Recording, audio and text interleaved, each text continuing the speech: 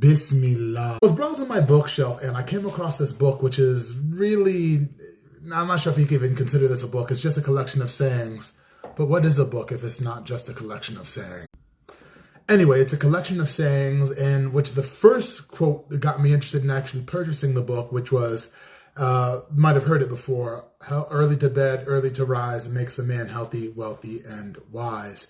And indeed, that's Benjamin Franklin in his book, The Way to Wealth. This is really short. You could finish it in about 25, 30 minutes.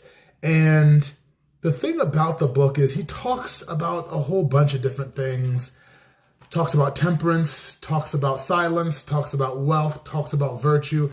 And I have to take it with a grain of salt because whenever a white man owns slaves, I have to take whatever they say with a grain of salt, no matter how informed they are, because for you to talk about virtue, the way to wealth, owning slaves in the 1700s, enough said. However, I can see the attractiveness of this book with the little quotes, the little sayings that he has regarding a bunch of different of the human qualities. And I couldn't help, being a Muslim, thinking about Salah, early to bed, early to rise.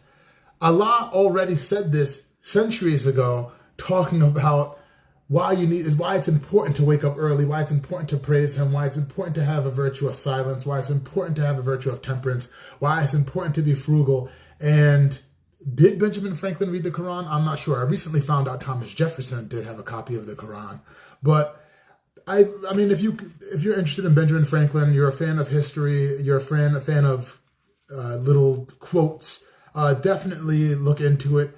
But why not just read the Quran in the first place? But Benjamin Franklin, Way to Wealth, early to bed, early to rise, makes a man healthy, wealthy, and wise, makes me think about Fajr and Salat and waking up for that first prayer of the day and getting ready for your full day, glorifying God.